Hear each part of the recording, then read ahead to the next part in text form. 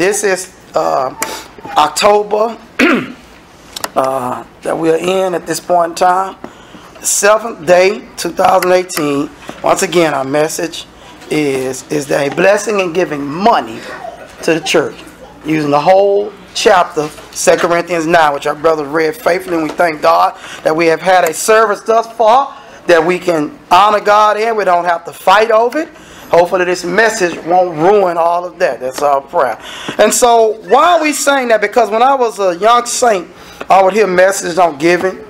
And I would hear people always say, especially in Bible class responses back, you can give time. And I remember I heard it the first time, and that threw me off. That threw me off the track.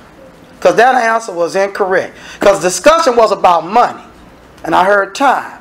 So I want to make sure, saints, encourage you, make sure your answers and the teacher's answers comply with the word. Because that threw me off. And I would go like, yeah. So I started thinking time and forget the money. That's what I'm just telling you. I might have been an idiot. You may say, Ozan, how can you be that stupid? I don't know, but I was. And so I did. Then I kept hearing it again. And that's to come up. And then after a while, I said, wait a minute. We're talking about money. I'm talking about time. Time can never replace money. So I began to adjust my mind when I would hear that. If it wasn't just a general discussion about service, when you talk about servicing, serving the Lord, well, yeah, then you bring up time, money, love. But love is not money. You can love somebody all day, and if they need money, James is clear. If you don't give them what they need, you have not served them. Amen. So this discussion is about M-O-N-E-Y, money. It's not a bad thing. The lust of it is evil. Amen. The lust of it is evil. Matter of fact, you all just had a class. Someone was discussing. I remember listening to it. I was counseling someone, but I heard it. That's the blessing. Thank God, Brother Frias and Brother Henson thought of putting those things up online. I said, man, it's a good discussion. I'm glad we had it recorded so I could learn from it too. But now we're going to do an exposition. 2 Corinthians 9, which means we're going to mainly stay there and pull only a few other scriptures to support this. Expository work, both you and I together on this particular thought. 2 Corinthians 9 and 1. For as touching the ministering to the saints, this ministration is strictly money that this whole section is talking about. M-O-N-E-Y. Why are you stressing that? Because that is a requirement, a need, and a judgment concerning money coming from your hands and mine to the church. Watch that. Go ahead again. 3 points. A requirement.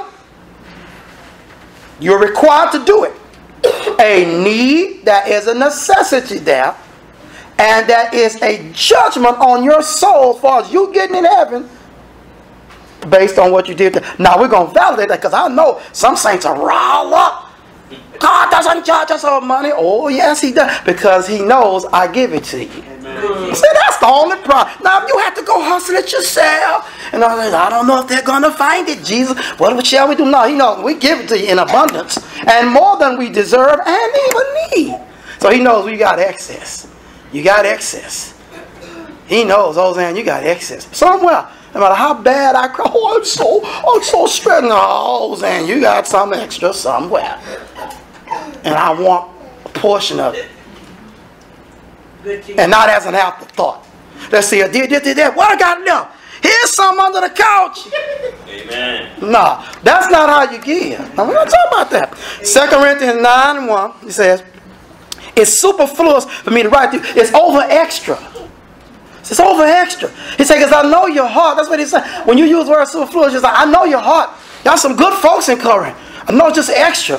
But there's a necessity to write extra. Because he says, for I know the formness of your mind, for which I boast of you. He said, I'm bragging to you, to them of Macedonia, that Achaia was ready a year ago. And your zeal provoked me. And he said, you know, the way you handle yourself, Corinth, man, y'all had Achaia ready a whole year back. I've been telling them about y'all. Verse 3. Yet I have sent the brethren. When you see yet, there's something there. I sought to send somebody, though, lest our boasting of you should be in vain in this behalf. So that's why, you know, that as I said, you may be ready. See, you guys, when you tell somebody to do something, say, man, I know, man, they're going to handle it business. They say, Bob, go check on them right quick. Why? Because, man, I have been boasting of these. If anything has happened, we're going to look crazy if they're not ready. Verse 4. Lest happily, or by chance, if they of Macedonia come with me and find you unprepared, that we say, not ye, not Corinth, the disciples, Paul and his group, should be ashamed in the same confident boasting. Now, why is that? Because it's a requirement. See, the first point is Paul has said it's a requirement, and not only are we going to deal with it from a requirement level, we're going to deal with it from a zeal level. We've been telling everybody about Corinth, say, man, we can't wait to give. We can't wait to bring it, Paul. So, okay, now I've got others excited. Now, Macedonia is a unique denotation. Why? Let's turn to 2 Corinthians 8. They are in poverty. Macedonia is like a nation, a country that's broke. And they're in deep poverty. They give such a big gift that Paul is like, no, that's too much for y'all. And they have to beg him to take it. Let's read 2 Corinthians 8 and 1. Moreover, brethren, we do you to wit, or to know of the grace of God bestowed on the churches of Macedonia. Now see, now notice the key word. Not money. Grace. See, there's a graciousness in their heart. They're grateful that they got the gospel. Ask yourself something. Get ready to give. Does it display that you're grateful? Does it display I'm grateful for what the Lord has rescued me with? You know. So he says in verse 2, how that in a great trial of affliction. So they are in affliction. The abundance of their joy, not their pockets, and their deep poverty, that's the broke part, abounding unto the riches of their liberality. So they being in affliction, but the joy in their heart, looking at pockets full of lint, let's dig deep and find something, has shown, man, we came up with a lot. Why? Because we're full of joy for what we have from God. For to their power I bear record, yea, and beyond their power. That's better. It's like say, man, you know, wait a minute, man, hold on, y'all can't give this much. Yes. In y'all affliction, and y'all already broke too. He says they were willing of themselves. This came from them. Praying us. When you use the word praying, they were begging us. Why would they have to beg? You don't just bring somebody and say, please take it. It's an amount. They go, why do you? No, please take it, Paul. Why? Because he says, with much entreaty, that's a key word, praying and begging. Please take the gift. Have you ever had somebody give you something? You just you go to, oh man, no, man, please take it, man. Look, this was a blessing. You don't understand how you. All right, man. See, that's how they work. He said, we will receive the gift. Notice the key word. It's a gift. Let me take a moment for this, so you can get the preach out your mind. Brethren, what the brethren and you supply to me is a gift. I can't make you do it. Never gonna tell you that. Never have. We have no signed document. I know other brothers do, and other brothers beat base too, so we're not even going there. So what other brethren do, may God be with them. But I have taught the congregation, and your children should know, don't let no evangelist here or abroad make you sign anything. But you make sure you keep your word to them in faithfulness. What as you have, that's what you give her. So it's not a requirement. It has been reduced betimes. It has been increased at some point. But it has never been mandated. It is a gift. So that means the individual is not encouraged by funds, but by the love of the Lord to do the job. If you don't want to do the job, don't do the job. Don't be no preacher. There's so much other work to do in the church. And nobody gonna die and go to hell without any preacher. Specific guy. Anybody can preach the word of God that loves the Lord. Amen. But you cannot heal without a preacher. That don't mean that I'm the one or some other individual. So it's a gift. And he's stay there. It's going to stay there forever. So he calls it a gift, although there's a deep need in Judea, because they are in a worse case than Macedonia. They have a dearth, a famine. They can't grow nothing. And you're not a rich Roman. You're just about to die. Where it was. And take up the fellowship of the ministering to the saints. That's the key, brethren. Keep remember that word, the ministering to the saints. key word that we want to focus on to help our poor brethren who are totally distorted on who to give to. May God help them, because they are in dire straits of spiritual understanding. But they will rise up and say that a denominational person is not a saint. Yet they give unto them as if they are the saints of God, which is totally confusing to many, including me. And so we're going to designate this word saints to make sure that you don't take for granted the meaning of this word. Because I found out many of us struggle with meanings, including me. So I tried to look up things. Saints G40 is its number. I'm not going to wrestle with its pronunciation, so that, you know, some rock may be thrown at me for being incorrect. I can say G40 without a problem. Sacred, the person's sacred. Christ has never spoken of the world as sacred. He says the world is so unsanctified in John 17. I don't pray for them. I don't know why we can remember baptism so much and not remember that Christ does not pray for the world. Christ gave a howling prayer as he was dying. Forgive them, Father, for they know not what they're doing. That's all he's asking for. Time. He's not praying for their success. He's already know, I'm going to make it successful. I'm giving you food. I'm giving you corn. You ought to be able to eat. You ought to go get it. He's not doing the same type of effort as he does for the saints. Prayer is his key link to link you to God. That's what he's saying. I'm not linking you to God. I'm not your mediator. I'm not no mediator. Until you repent, become mine, I'm not the mediator between you. Because you won't talk to him. Do you know if you have a mediator on your job and you don't tell the mediator what's going on, you know they'll side with the company over you because you're not doing any talking. But if the mediator says, I'm not dealing with you because you work for Kroger's and not HEB, that means he's not your mediator. You have to change jobs. You have to come to the vineyard that he's affiliated with in the mediation. Christ has only one. Amen. Y'all remember that, brother. That's such a scary thing to not have Christ praying for you. You guaranteed hell. That's how he knows who's going on. He knows, I don't even pray for them. You can't make it in without me. And so that's the one thing. Sacred, physically pure, morally blameless, or religious, ceremonially consecrated. All those statements, when the Jews would wash themselves, only the Jew would be clean.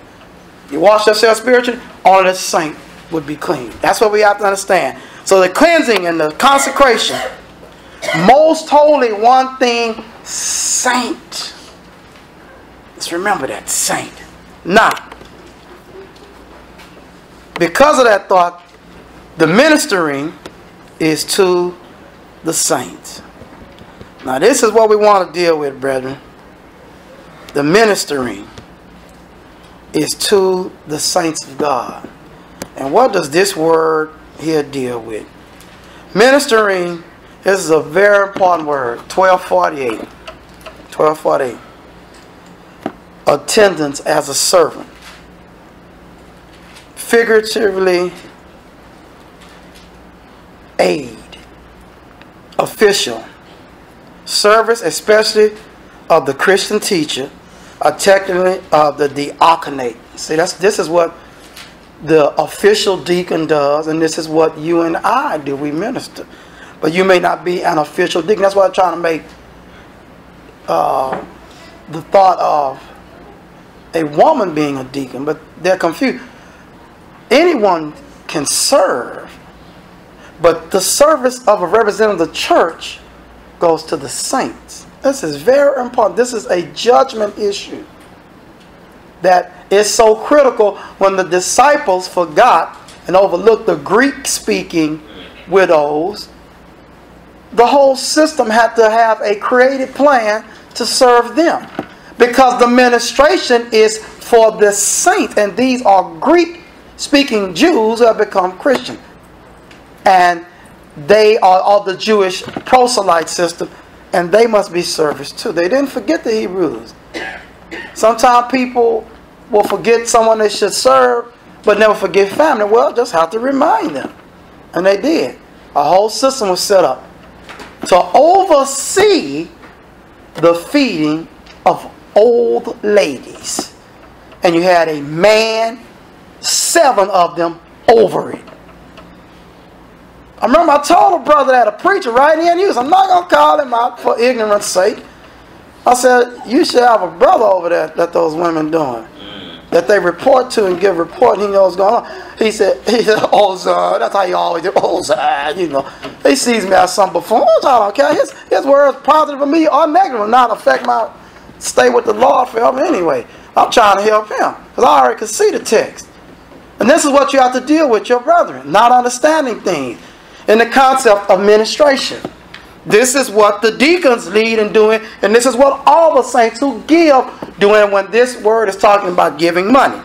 And so he says, also it's an office. It's an office. The same word is used as a official deacon doing it. Relief, it gives relief, but it's to the saints. And servicing, all to the saints. Now, does that mean if a denominational individual or even an atheist should come up with a need, we will reject them? No. But when you put a sign out, come one, come all, you let us know you don't understand this text. Because the money is sent to the elders of Judea, which Rome knows nothing about. Rome knows about the Pharisees, Sadducees, and Herodians, but not us. They knew nothing about it. Other than it was spoken of negative all throughout the world wherever it went. It's just a bad message, Christianity, when taught right. It's a nasty thing to the world. It tastes like sour grapes. Nasty. Spoken of bad. Specifically, have they knew about Paul and Acts? No. But they knew what you talk about, everybody hate, including us. But we will hear you anyway. And they rejected him. He shook his clothes, said, your blood be upon you. Lord, go to the Gentiles. 2 years he spent, though, dealing with whoever would come into his house or rest home. So, this is the word of ministration. Let's go back to 2 Corinthians 8:9, verse 5. And this they did, not as we hoped, but first gave their own selves to the Lord, and unto us by the will of God. Now, this is the key. It was so positive, verse 6, and so much that we desired Titus, as he had begun, so he would also finish in you the same grace. Verse 7, therefore you're bound in everything. He said, you're faithful. He said, boy, he's a faithful God. Okay, great. In other words, at the time they were speaking tongue, which is over now, 1 Corinthians 13, and in knowledge, you could have been a person that had knowledge to heal. And all diligence, that boy, that guy, give it to him or give it to her, they'll get it done. And in your love to us, you know, we love the Bible. Paul, what a great leader. See that you're about in this grace also. Don't come up dry on money time. So don't come up dry on money time. You know, oh, he's one of the greatest teachers on earth. Does he give? Now somebody said, well, we don't know that. Well, that's true. So it has to be taught. Because we're not watching. Nobody not watching. You coming up, you know, with a pad. What are you giving, sister? Okay, you know. That wasn't why Jesus is looking at the giving. Jesus is the creator, man. He's looking and judging me and looking at their giving because he's the creator. That's not your job. Amen. He's looking at it and say, you know, the lady gave more than all of them. Amen. You know, he has a right to judge the heart. He is the judge of the hearts of men. We stand before his judgment seat of who? Christ. Not Ozan, Christ. And not you. So, of course, that's all he does is look and judge. He cannot be a judge if he don't know what's going on. I don't know what she gave. I was foolish with that be in heaven. This is ridiculous thinking. Trying to label us to Christ. Like Christ. Not Christ, like Christ. And this is the plight of every saint that goes crash and burn and want to be Christ instead of being like Christ. Verse 8 he says, I speak not by commandment. Watch this. Now watch this. I speak not by commandment, but by occasion of the forwardness of others to prove, that's the word, the sincerity of your love. One of the problems with the internet teachers is that you don't know nothing about them. You don't know if that picture is them. You don't know what they're saying. You get guys dipping and baptizing left and right, and you ask him, sometimes you just send a question out. I love to send a question out. Are you a Baptist? And a guy come back, no, I'm Presbyterian. Somebody said, I said, you Presbyterian? He said back, I'm Church of Christ. I said, amen, so am I. And I start asking more questions. What do you teach about salvation? Because you don't know what that means, Church of Christ. Some people think they're the Church of Christ. Send back, I am. Ask him what he teach. Just ask him what he teach. See what he talking about. And the first thing shooting out of most people's mouth is money. Brother, I love you. You don't even know me. My picture standing my wife and boy, that don't mean I could be one of the biggest devils on earth, teaching all manner of evil. All the churches are the same. Lying left and right. Picture up there, the Church of Christ. Don't mean nothing. Don't mean nothing. Start asking questions. Interchange. My brother Frias said, man, start asking guys some questions. Some of these guys are not right. Start asking questions, boy, you're trouble. Some guys will avoid your questions. You know they don't allow you to do that when you are before people. Even in business, Congress. They'll tell you, old guy can hardly talk, backman over. Answer the question, sir. You're not going to the next one. You talking about something else. Answer the question, sir. Glass of water. You're not going, nobody care about politics. They ask you a question. Everybody wonder, well, I'm curious what your answer is too. So it don't matter who like you. When you ask the question, you either answer it and answer it sufficiently. Amen. And then they'll start sending you other pictures of baptized. Well, I asked you a question. What you teach about salvation? I told one guy, I said, man, I noticed you didn't answer my question. He said, why are you sharing this, Ozan? Because Paul said, prove all things, hold fast that which is good. And here I see the word, prove your love. You know this is a saint. Orphanages are wonderful. And we need to support those that are right. But you tell you're an orphanage where you at, man, we don't know what you're doing. You could be, and they do, people take money and do whatever. I've had reports from God. Many of our brethren have taken money and live lavishly, supposedly that they are taking care of business here. They'll tell on their own. So you got to recognize in life, brethren, you have issues right in your neighborhood that need care. Right among where you know that these people need help. So you have to understand and stop and think. One guy say was preaching at 11 churches. How could you preach at 11 churches? You can't develop nobody, can you?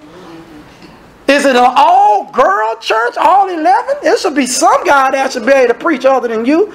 11 churches. Man, what's wrong with your developmental skills? Something's wrong, brother. Just all you got to do is let a person talk. So Paul says, I want to know the proof of your love. Prove your love to me. That's what he says. I have a commandment. Well, when you say prove something, you still got to do something. Because why is saying it? Because this is a gift going to someone else. That's why he's saying it. But you said just going to do it. Now do it. What did he say in verse 9? For we know the grace of our Lord Jesus, that though he was rich, yet for your sake he became poor, that you through his poverty might be rich. And herein I give my advice. Here we go. For this is expedient for you. So you see that word now. You know, it's amazing how people can get this. That Paul has a right to give advice because it's approved of. But they want to take 1 Corinthians 7. I don't know who made marriage the greatest relationship on earth. But let me share something with you. The first relationship you have when you're created is parental. Paul never touched a woman. So is he not in existence? His relationship without the help of the Holy Ghost is simply parent to child. I don't know how saints miss that. If you want to pick the greatest relationship on earth, father to son, father to daughter, because it is one that everybody must have to get here on the earth. Everybody can relate to that one. Some people are not married, don't want to get married, don't even need the opposite sex because they're like Paul. They can understand, I had a parent. Whether you were raised by a den mother in an orphanage, you know parental, they are over me. That relationship every human being on earth can connect to. Jesus called the disciples his children. Why were they mother? The church. He told them when he first saw them, he said, children. He didn't say, wife, come to me, put your fish. He said, children, put your fish. Because they're his children. Because he birthed them through the seed, the word. Luke 8:11. That's why he told them, if you don't get this message right, you will not understand any other message. Because the seed is a word. Some of the people you know, brethren, they will never get a subject right. And you know why? You don't understand why they won't. And maybe at one time I did. Because the seed is a word. What you don't understand by that is what they heard from someone's mouth is what's in them. And it may not be what's in you. That's how we can all be in the same place, yet not all go to the same place. That's how a church in Revelation has three doctrines. Nicolaitan, Balaam, and Christ. They're all in the same building. But someone has a seed in their heart that does not belong to the Lord. Yet they were all singing. They were all there. Someone's not getting in. Because he says somebody's got in their heart, Nicolating and Balaam, and I'm not taking them. So he says fight against it.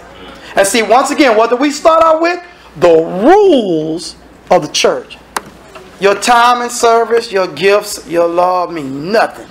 This is the rule book. And all we do is tell it. And nobody's going to make nobody do nothing. But what you obey in your heart will be what God will talk to you about and me at the judgment one-on-one. There is no church. There is no church on 8th Street coming before the Lord. There is one saint. And there's no evangelist or elder going to go up and speak. Father, I speak for thee. He's going to speak for nobody but yourself at the judgment. And he's not talking to nobody but you at the judgment. You don't want to hear nothing about your uncle or your cousin. You want to hear, what did you obey from my son's voice? Because he's going to make sure I got it to you. I got the message to you. So nevertheless, therefore he says here that he became poor. So I give my advice, which we must take as first priority and the best way to do anything. Because he said, I speak these things by permission. And what I write, this is the beautiful part people don't understand it, are the commandments of the Lord. See, the thing you have to understand, brethren, is the thrust of a thing. A commandment is an instruction. But Paul is showing, I am coming to you with this information because of your heart, what you said you was going to do. Now prove it. That's what it means. It doesn't mean that you can just give if you want to. That's ridiculous. Because I'm going to show you in other texts, you have never been given an option to just do what you want. Come and not give. God has never had that option. You know what the law required of Israel when they were in bondage and the poverty and struggle and getting dogged out by Pharaoh? The first thing on the list, he said, tell Pharaoh, let you come worship me. People missed that instruction. In the wilderness and tell him you'll come back. That's what God was going to do. Y'all need to come talk to me. Y'all been hollering 400 years. Now come and praise me and come on to me. I want to see you. That's what the message was. And it was so powerful. Moses said, if you don't let us go, he'll kill us. And he was. But he gave them grace because Pharaoh would not let them go. Brother, go back and study that. I beg you. Understand what God was saying. I need you to come away from them people and worship me. And you can go back. It's like you're doing your job. Leave your job, worship God, and then go back. And yeah, we do understand if Pharaoh won't let you go. That's mercy. But you ought to be tired of Pharaoh not letting you go every Sunday. You ought to go to Egypt lesson and find out how they got free. Or do you love your stuff more than the Lord? Brethren, that's how you link it together. You cannot deny that. That's what the Old Testament for. What do we learn on how to get away from something that won't let you go to serve God? Learn it from that. And see, when you come and talk about I don't know what to do, and somebody take you to that scripture, you're in trouble now. Because they didn't know what to do. God wasn't even dealing with them for 400 years. There was no interaction. They had no synagogue or work. They just like struggling to help us, Lord. And then he delivers. That's a powerful lesson to see how to get out of bondage. That's how you do it God's way. So nevertheless, he says, go back here to the 10th verse here, and I give my advice. For this is expedient for you, who have begun before not only to do, but also to before a year ago, now therefore perform the doing of it. That as there was a readiness to will, you said it, so there may be a performance outside that of which you have. That's why you can't teach 10%. It's what you have. Everybody couldn't even give 10% nowadays because it's every first day of the week, not just 3 times a year. I'm trying to tell God how to set a thing. God, but look at that, say that foolish plan you got. I couldn't even make that one work. Well, I didn't tell him come every week, giving no 10%. You have to count that stuff every week. Your whole life would be counting 7 days a week. Except on the day. I'm trying to tell God what to do. Man, I tell you, if you want to go to hell, just start telling God what to do. And your ship is coming to get you. Verse 12. For that he says, what you have. Verse 12. For the willingness is accepted according that a man had, not according that he had not. For I mean not that other men be eased and you be burdened. Even in individual giving, you're giving to the church. And there is a blessing there, but you cannot be burdened where you can't pay anything you got. Amen. And then they're paying all their bills, and you become a liability to the church. Ridiculous. Verse 14, but an equality. And look, now watch this. Some people, I love this. Man, I'm so glad Paul wrote this. Thank God. Because he's going to use an Old Testament doctrine, amen, of which they had no choice to do to prove the choice you do have in giving should be done this way. I'm going to say that again. He's going to use an Old Testament lesson they had nothing to do with to validate this is how you do today in Christianity when you got full control of your own money. If I had said this, I guarantee you somebody would have rolled that came out of my mouth or one of y'all mouth. That's out of context. The bread came from heaven, not man. It wasn't baked by man. They didn't choose the meal. It wasn't lupus. Force the meal. Eat or die. That's not how you get your money through all manner of things. People giving you stuff, investment. How's that context? Is Paul out of context? Man, I hate that more than anything on earth. To attack the saints of God, teaching the word, and say it's out of context. You can't say that. This subject that I'm going to read for you has nothing to do with money either. It's food. That's out of context. Y'all better wake up, and so am I. Better watch people talking about out of context. The context is you have been given something, one, amen, and you're not going to get more than you're supposed to. That has nothing to do with your job. You can get all kind of money. How is this even in context? Because it's an example of equality. God is teaching, I've always dealt in balance. Amen. That's the context. The story has nothing to do with nobody with no job. See, that's where they get you. And I'm saying you. You know why? Because they're not getting me. This is a you thing. That's how you need to teach me. That's why they get you, Ozan. They're not getting me. That's how you need to teach me too. Because this is food. This lesson has nothing to do with anything about a job. Let's read it and see. It comes from the Old Testament. Go back and read Exodus 16. He says in verse 14, but in equality. But now, at this time, your abundance may be a supply. So you have an abundance, but there's a supply for their want, the saint that needs.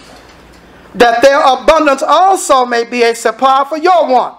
That there may be equality. What do they have abundantly? We're going to read about it in a minute. Prayers. Whole truckload of prayers for you. Before you leave the thought process, the blessing in giving money to church is that the saints that get it pray for you. That's your blessing. And then heaven's windows are floodgate of blessings. God already said if you give to the poor, I give it back. Not about the money. That's what denomination world teach. More money than what I gave. It's like a bank account investment. That's why they're lost. And many of your own brethren, my brethren, are lost. They think if I give us 10% money, I get a whole lot of money back. Amen. Such an idiot. And that's the only word we can use, idiot. Idiocracy. We can't use another one. Because the system isn't taught in the Bible. It was never money. He guaranteed you get it a poor, I'll give it back. But that's not a blessing. I'm giving you that. The blessing I'm talking about, the law says, is spiritual. Let's read verse 15. As it is written, Exodus 16, he that had gathered much had nothing. How is that the context of me having a job giving money to the church? If I don't get the word equality, I don't understand context. He's saying that those that gathered the manna that fell from heaven, when you go look at the story, if you old, feeble, struggle, knuckles, one finger on one hand, no fingers on the other, somehow by the time you got back, a miracle happened and you had enough for you. If you had muscles like William Craig, I always mess with William, and you could have carried bundles of manna, by the time you got back, somehow it dropped. I had more, but it looked like it's just enough for, because God said, I'll keep it equal. This is what this is about. You got money, but you don't have their prayers, and I'm going to equalize. Boy, if that don't sound out of context by what these shade tree preachers in the church teach on tithing, I don't know what's out of context in their lives. That is the context, equality. Equality. And so he says, and he that had gathered little had no lack. But thanks be to God, which put the same earnest care into the heart of Titus for you. For indeed he accepted the exhortation. They exhorted him to go and get Corinth fired up. But being more forward of his own record, he went unto you. His own desire also. They were telling Titus, you don't got to go. Man, Corinth getting bad reports. These guys, I don't know if they really prepared. Man, they said they were, but they pulling out foolishness down there in Corinth. The first letter showed they were buck wild and off the chain. But it says, and we have seen him, the brother whose praise is in the gospel, draw all the churches. He says, and not that only, but he who has also chosen the churches to travel with us with this grace, which is administered by us to the glory of the same Lord and declaration of your ready mind. Avoiding this, that no man should blame us in this abundance, which is administered by us. Providing for honest things, not only in the sight of the Lord, but also in the sight of men. He said, we have sent with them our brother, whom we have oftentimes proved diligent in many things, but now much more diligent upon the great confidence which I have in you. He said, whether any do inquire of Titus, he is my partner and fellow helper concerning you. For our brethren be inquired of. They are the messengers of the churches and the glory of Christ. These men are the glory of Christ. He said, if anybody want to ask any questions about them, he said, tell them this what I think about them. They're the glory of Christ. You thought you were nothing because some shade cheap preacher tried to discredit you for your steadfast in the Lord. The Lord said through Paul, you're the glory of Christ. Well, for show you to them before the church the proof of your love and of our boasting on your behalf. Twice. Prove it. Prove it. That's why when these people talk to you on the internet about, you know, brother, we love you, and all, and they tell you, you prove your love. Prove that you teach a doctrine instead of showing people getting dipped in water. The Baptists dip in water, man. You think we born last night? Maybe at night, but not last night. Remember something, man. Answer some questions first. Validation. God don't even know about that. Help me. You know, I want to start sending you money. You don't even teach the stuff. You don't even know what it is. What's wrong with you? How are you the church? Big sign of Church of Christ. Man, that sign don't mean nothing. That name is going abroad everywhere. Validate by words out of the mouth. Because you have to prove yourself in doctrine. If you seek a gift. That's what he says. Okay, let's go back to 2 Corinthians 9, where we left off. And then we go over here where he says clearly that he doesn't want to be ashamed of the boasting. Verse 4. 2 Corinthians 9 and 5. Therefore I thought it necessary to exhort the brethren that they would go before you and make up beforehand your bounty. Well, if you had noticed before, that the same might be ready. See how many times we've seen the word ready as a matter of bounty and not of covetousness, which means I lack. See, it's a matter of I'm ready, I'm prepared. You should have an idea what you're going to give. Prepared, my bounty, what I'm going to bring, and not covetous. You know, I wish I had brought more. Don't do that. If you have, ask God for forgiveness, grace, move forward and be prepared. Whatever you have chosen to give, prove that, do that. Nobody asking you what, but you got to do it. It's between you and God. Don't get on the bandwagon of the marshmallow, talk about God, understand, jumping on marshmallow. Man, if you want to deal with the wrong person, just deal with God. Because He knows your heart. We got to guess at it. If you don't tell us, no, we don't know nothing. He knows your heart. And you can lie to us. You can't lie to God. I remember Duane, he said it one day. He said, that's a problem. I remember one day he said, that's a problem because God doesn't know your heart. He knows if you're lying. I love Him. The Lord knows if the Lord, man, looking at me. He's lying. He hates my guts. How you know that Ezekiel, those priests did the job to the letter? He knew their name. They said, I can't believe he's worshiping insects in his heart. God said, yes, even more. Come on, scratch the wall more. There's a dove behind it. Oh, boy. Amen, brother. That's what I'm saying. So look at verse 6. But this I say, he would sow sparingly shall reap also sparingly. Now that's why we read this. He would sow it bountifully shall reap also bountifully. So if you give a little, the Lord says, He's guaranteeing you're going to get a little blessing. He's telling you, I'm telling you. I'm telling you what you're going to get. You might get your exact dimes and nickels and quarters and dollars you gave back, but your blessing pot will be low. He says, because you didn't give a lot. But who knows what a lot is to an individual, see? So brother talk about start with the 10, better promises, better covenant. You know what? A guy like that, you have to really pray for him. And he needs to go to Hebrews 6. One of those 3 areas of teaching, several areas, forgive me, not 3, he's lost it on milk. He's missed some milk cups along the way. And you're going to have to help him. He may be 70 and been preaching 50 years. But he's missed a lot of milk cups along the way. Somebody gave him a steak and he's choking on it right now. 10% choking on it. That meat too thick. He can't handle that. Choking on it. Either his teeth have rotted out or he never grew them. One of the two. One of the two. Verse 7. Every man according as he purposed. And it's all. This is so clear. I have done so much reading and just encourage you to follow. I have done nothing but read verse after verse. How can it be wrong? You're reading it with me. So let him give, read, answer, not grudgingly. Oh man, here. Almost knocked the pot out the guy's hand. Money stick to the hand like glue. Can't let go. All necessity. You know what? Now this is one of those times where I'm sure we'll have to pull out a word, brethren. In love to the saints of God, so we may all benefit before someone dies lost in hell, which we seek not for any man. Necessity. Here is the number 318. 318. G in front of it. It says distressed, must, need, necessity, needed, needful. Does that mean you don't give because of need? Can't be, because they were only sending money to Judea because they had a need. When the necessity is put on you, it must be 10%. That's it. We need $50 from everybody. That's why it's wrong. Boy, that's baby milk. That's baby milk. Straight from mother to church. But baby milk. You can't do that. Join the Corvette Club, 500 and above. Our brother really did that in Texas. Yeah, I'm gonna spare him because I pray he is changed. Corvette Club. I'd have been in the Pinto Club probably. He don't even make that call no more. For God loveth a cheerful giver.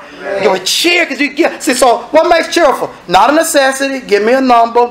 Not grudgingly. You teaching me that, and I choose in my heart. And I'm happy when I give. Verse 8, God is able to make, and it says, and God is able to make all grace abound toward you.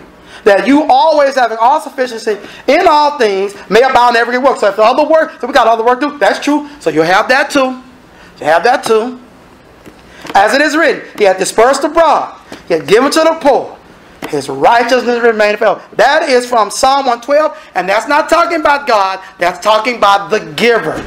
The giver takes and he spreads. Somebody on the corner, poor soul, he gives them somebody at the job, gives them something. He gives to one of the saints. He gives to his neighbor because he heard his wife was sick or something. And his righteousness, which is the saint, remains forever. You know what's wrong with looking at this from the denomination world? They can't get this blessing. They're not in this. They are not in this. And you don't get that blessing giving to the world. That's why would we do a help fair which will hit all types of funding, handing out Christmas packages. Yeah, your brethren do that. Christmas turkeys, Thanksgiving turkeys, to the world. They can't give you the blessing God promised. And this what's going to happen. You're going to soon get mad at the Lord. I'm getting no blessings. You say, well, other saints have prayed for me if I haven't done that. Wrong answer. It's like on the show. Family Feud. Nope. Because this is saying who it's given to. So they'd be foolish to think you're going to get the blessing and you didn't give it to the right people. I didn't say you couldn't give to the world. I said that. When you do that for the world, you looking straight up. I'm Good Samaritan today. Good Samaritan. God broke, Good Samaritan. Beat up, Good Samaritan. Going out searching for the Good Samaritan action, ignorance and no wisdom. That's how it is. Because you don't see the saints with that example. Jesus used an example. If you in life anyway, that wasn't service, that wasn't church. The Samaritan not even dealing with it. Just going down the street. That's your personal life. That's your personal life. And the Lord is saying, your personal life should reflect every day. And if you are so holy and you see somebody you can help and you're so holy, God is saying, you're not as holy as a Samaritan. That's what he's saying. Because he helped somebody and even know. That's your personal. That has nothing to do with the church. It has to do with what the church taught you. I don't know how we get that twisted. Have a health fair at your house. Yeah, for your neighborhood. Now you a good Samaritan. Want to ride the church back in the Hades. Push us down. It isn't as tasteful anymore. Go cut everybody's yard in your neighborhood. Day of good work. You do a day of good work in your neighborhood by you. Put that on the church back. You know why? Because you're not a righteous person. Because if you're so holy, why don't you go cut yards? You got a blood pressure thing, you can buy them at CVS. Go get you one and start taking blood pressure. In your house. Put this on in your house. You know why you know? Because you know that's not going to get the church in trouble. See, that would bless you. Oh, listen to me good, brethren. But your father, the devil, can't get the church in trouble with that one. I know I got it now. That's why you don't have the other way. If you got them, the number of puppets. And then your puppets. Sister doing work the men should be doing. You don't know what you're doing. Turning flips, beat basing, pitch pipes. There might well bring a piano instead of pitch pipe so we can all hear the key. Bing, bing, bing. Me, me, bing, bing, bing. My son can play a trumpet. Let's bring him in here about. He can play all the notes. He played notes so good they gave him a special thing. They call it Stephenson thing. At a middle school he plays it. You know, I don't know. Let's bring. That's a note. They can see it. Now you're a deceitful crook. Put it out your pocket. Yeah, God saw it. You know. That's all right. You're not dead yet. Don't talk about what you got going. You're not dead yet. Let's see what happens when you die. We wish no bad, but we got to teach truth. He says clearly, verse 10, now he that ministers seed to the soul, but minister bread for your own food. So God gives you everything you got. And multiply your seed. So that's why it's not about how the amount comes. For the individual, it is that they give the amount that they show respect to God for of their own love and the love they have for the saints. Because he's going to multiply the seed like he multiplied the little boy's lunch. That was enough lunch for a little boy. And it fed all those. Not 500 little men were sat down, little boy. 500 grown men. Separate and set apart. People were set apart. Thousands were fed. Set in groups of 50s. From a little boy lunch. And I said, I know how to multiply and increase the fruits of the right. He will make your right. Oh, y'all catch that? Oh. Is there a blessing, Ozan, in your long-windedness? If we give money to the church, that's what I want to know. Yes, righteousness increase. What are many people saying? So you think a Baptist preacher going to pray for you to get righteousness increase? He's not even righteous. How you understand who you need to be given to? See, what does the law say in the book of John? They will know you are my disciples based on what you love one another, not the world. Boy, that's a hard thing. You know what's hard? Because the Lord knows. Satan don't want you to love the saints. Amen. Now you know when you're in trouble, you don't love the saints. You try to find out who Papa is, who's Daddy, whose child are you. When you can't love the saints, God says, I'm going to have to talk to you at judgment. He said, you love one another. Who is he talking to? The disciples. Amen. You love each other. We'll take a brother or sister through the coals on where they need something. Big meeting we have to meet. To help somebody we have to meet. Gather around the table. Oh, God, help us to make the right decision. Sister been coming to church so much. So much, man. You know, does she have children? Does she have a husband? Okay, we all know it's in the scripture. Check up. We won't let you know tomorrow. The Lord said, if you got it in your hand, give it to them then. We'll go give a health fair. Big boxes at Christmas time. Big boxes to people that don't even go to church. To even the freak church. You'll never see him again. They give him a stack of tracts as big as the case of food. Yeah, he's never going to go. Can we sell it? You're not coming for that. He's coming every Tuesday to get your stuff. Thank you. God bless you. You can't say God bless you if you don't have a power to bless. It doesn't mean nothing to God. Right. Same way with the cursing. You don't have no power. He's not connected to you. But let a saint come up more than one. We're not going to keep helping them. We're having a health fair next week for the ungodly. Isn't that amazing? How do you get to that point? When I leave the Lord, it's an easy road. The road is wide. The gate is real open. The gate is real open. We're almost done, saints. Almost done. God bless you. And so he says, so the righteousness increased. That's one blessing. He said it was a requirement. We talked about that. And we embraced the thought that we're going to be judged by it. Being enriched to everything, to all bountifulness. So everything enriched to all bountifulness, which causeth through us. Now here's the recipients. Remember, they're receiving it. So you have a recipient getting it, taking it to the needy, and you have the needy getting it. All saint. It's an all saint group. And so he says, we thank God for you. Thanksgiving to God. He says, for that ministration, there's that word again, ministering to the saints, 1248, that's it again, look it up, of this service, not only supplied, what they need, of what, not only one of the saints, should I say, but is abundant. Where's his abundance at? Also by many thanksgivings unto God, it becomes abundant. Just that giving, it becomes abundant that everybody starts thanking God. The recipients that took it thanking God for you. Blessings to you they're asking. The receiver of blessings to you. You can't get that from the world. I'm so sorry. It's a busy signal on the other end because God doesn't hear them. That's what Jesus is telling us. He says, whilst by the experiment of this administration, that's this. The experiment, that's test. Oh boy, that's the word test. All right, we're going to validate this one. See, we keep hearing the word prove. Brethren, we got to understand something. Ministration. Once again, attendance, we validated that. Here's the key. Experiment. So we want to look up. People see that word experiment. Sometimes you automatically think science class, something like that. Normal thought. This word experiment, 1382.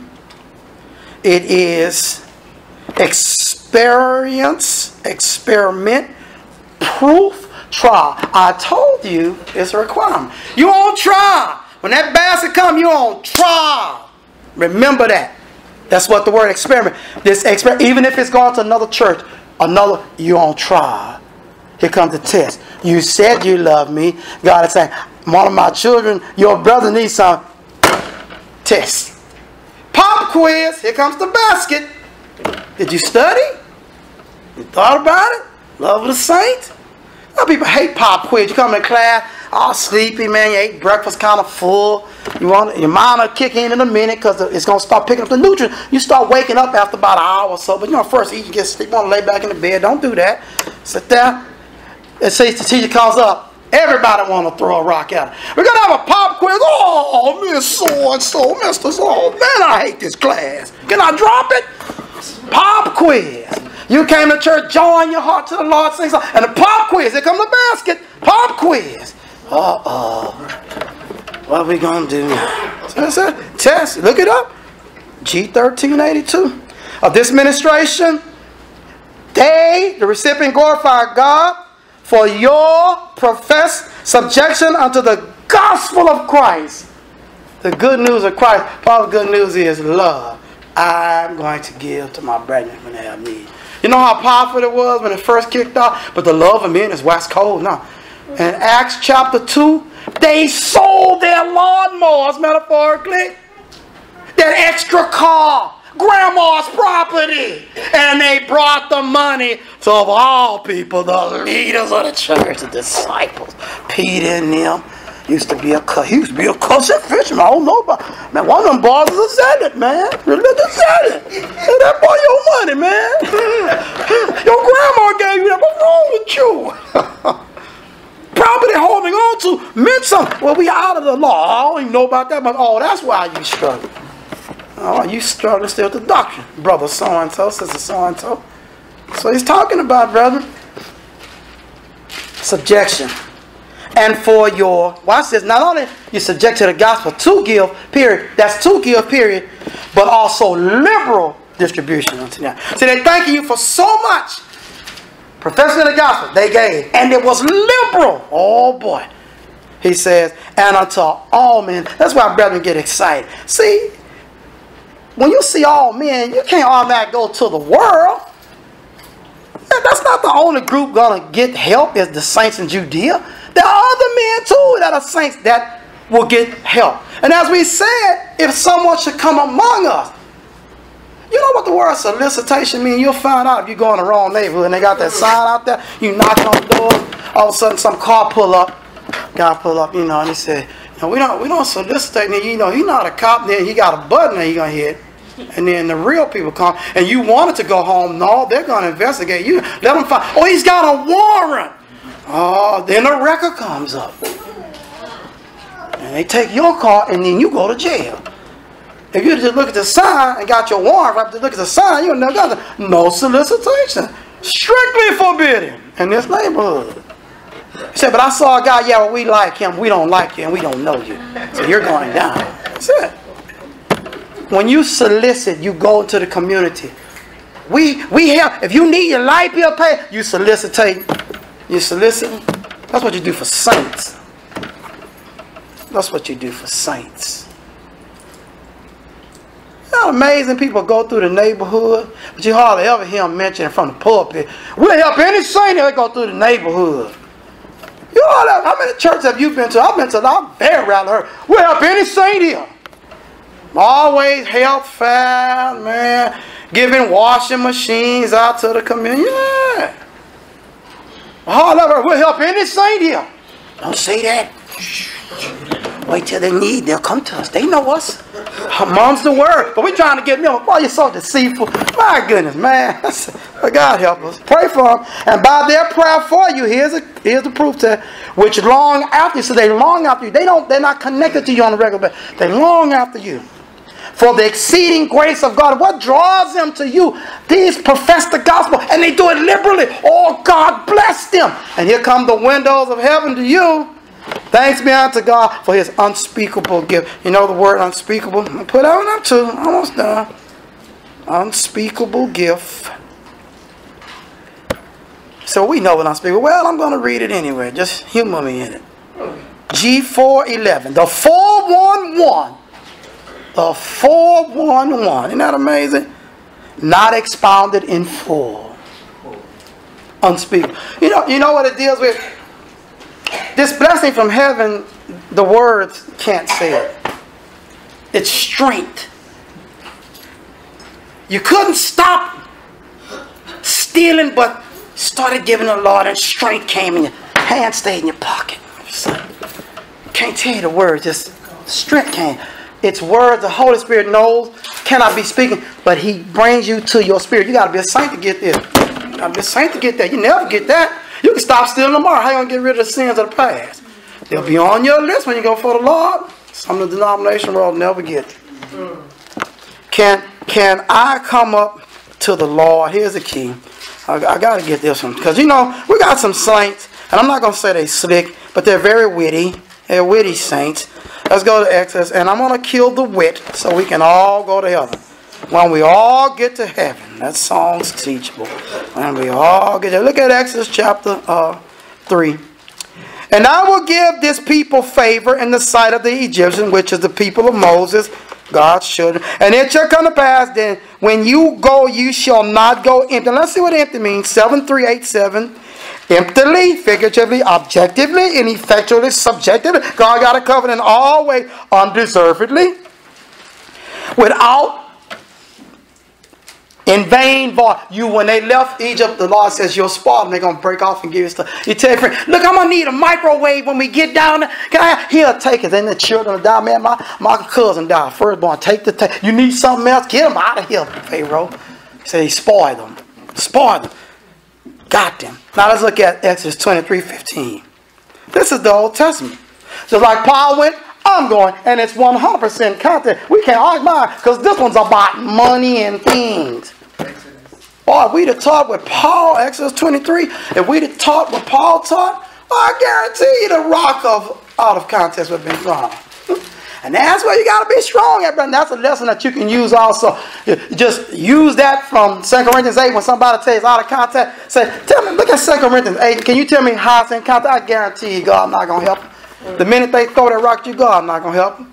And when you show them what it is, or if they can already know they're being crooked, they'll say, how is this out of context? Because it's talking about money. Exodus 23:15. Thou shalt keep the feast of unleavened bread. This is their 3 meetings. He's talking about one. Thou shalt eat unleavened bread 7 days. One of the 3 meetings. And as I commanded thee in the time upon of the month of Abib.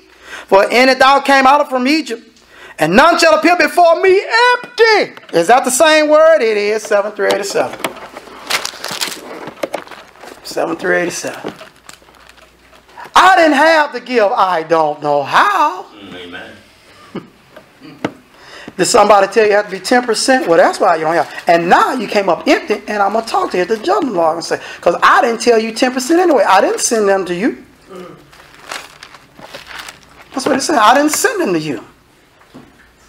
You know, somebody came to me and said, Keith Henson said, you know, the minute I hear, I'm going to know the type of person Keith is. But again, Keith Henson said that if it's possible, you could give him about $50 to go buy some weed. I said, okay. First off, I know that's not Henson. Who are you again? I want to know who you are. I don't know who you are. I'm going to make sure. Keith, no, man. I don't even associate with this demon no more. I already know. If you said something that sounded like something Keith would do and was righteous, he said, can you use your car? I said, well, who are you? So you going to take my car to Keith? Now, who are you again? Well, let me call. Well, hold on. Don't call me business. No, I'm going to call you lying. You're going to steal my car. Now, he will say, can I use your car? And I will gladly get, but I don't know who you are. Brother, we got to understand something. God has a relationship with the children that he has created. That's right. In the faith, birth, and baptism. Woo, we got off on this. Is it any wonder why we got women baptizing? The sky's the limit. That's right. You know, Carol White had a message on her phone because the sky's the limit. She was saying it positive. But Satan got a message on his phone. If you come with me, the sky's the limit. Now that's the one you don't want to fool with. And then we got to understand. God bless you, saints. If you're not a member of the church, recognize clearly that God is coming for you at the judgment. And you will give an account to what you said and did while in the flesh. How do you get out of it? You're not saved in a Baptist, Catholic, and Methodist church, neither Muslim or Buddhist. How do you know that?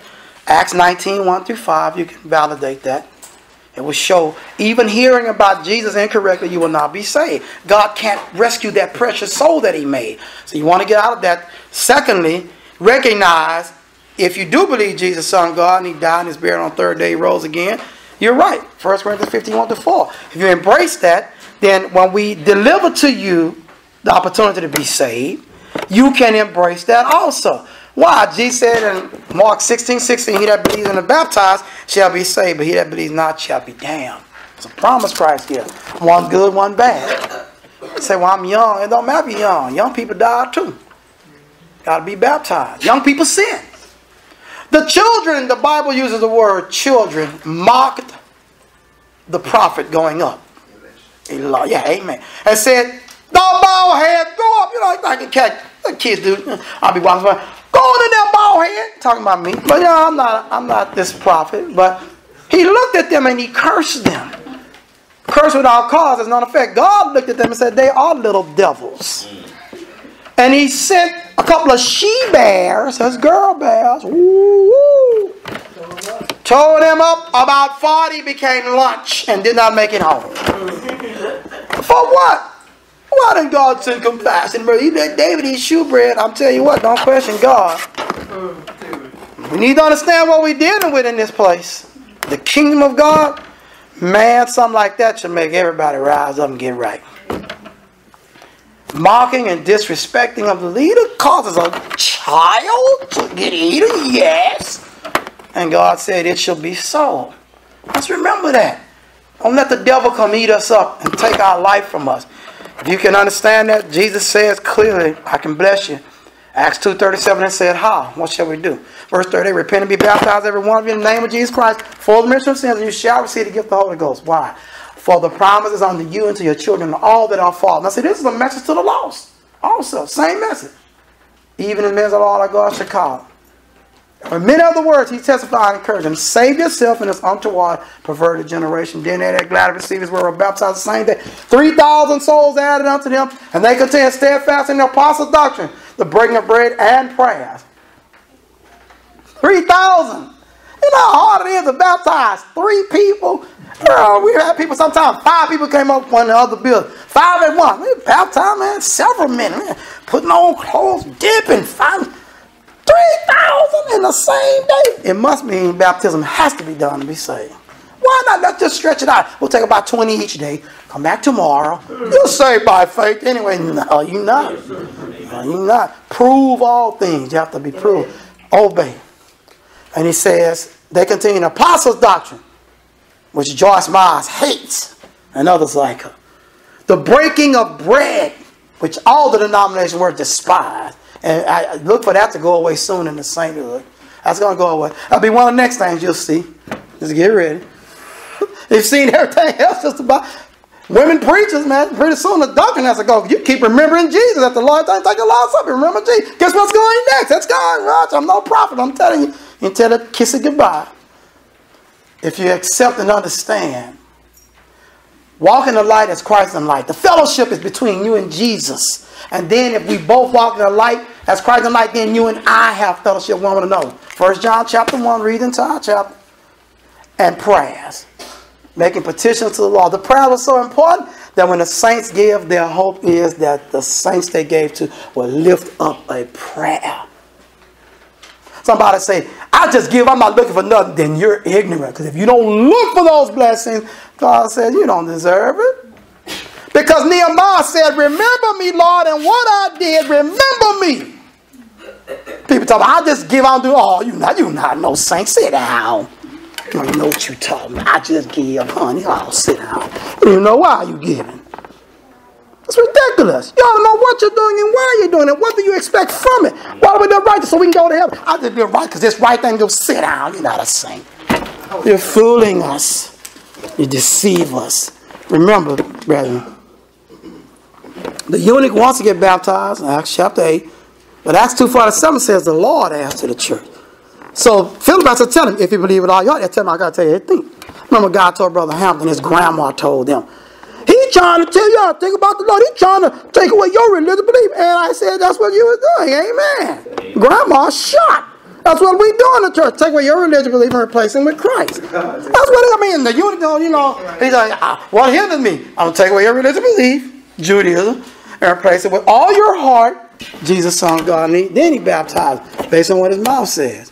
Paul says, for by one Spirit we're all baptized into one body, with the Jew, Gentile, bond, and free, and have all been made to drink into one Spirit. 1 Corinthians 12:13. God loves us so even if you're a murderer in jail, he's coming for you. Trying to rescue you before he has to put you in the hell jail, which you cannot get out. So, we believe that. Peter says it's saved. That's one thing I'll never get around, saints. Pray for me for patience. I never understand a person that don't believe baptism saves. With 1 Peter 3:21-22. The life figure went to even baptism is also now save us, not to put in way the filth of the flesh, but to answer for good conscience to our God by the resurrection of Jesus Christ, who's gone into heaven. Angels, authority, and powers are subject unto him. Being made subject.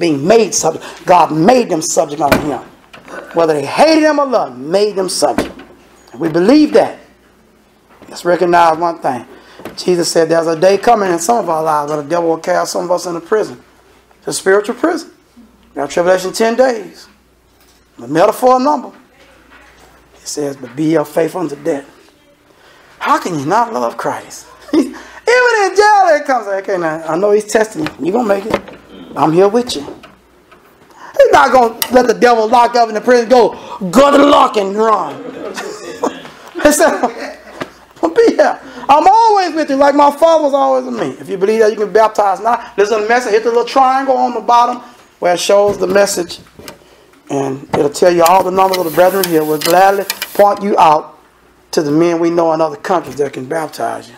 And be faithful unto death. If you hear your member of the church, you've gotten off track, it's not too late. Who lied to you? Girl, it's too late for you. They're liars. Turn to Christ and ask for forgiveness and strength. And I've done much stuff. Who cares? God can forgive anything. Come now, while together we stand and sing Heaven's Invitation. Okay. Jesus for the cleansing power.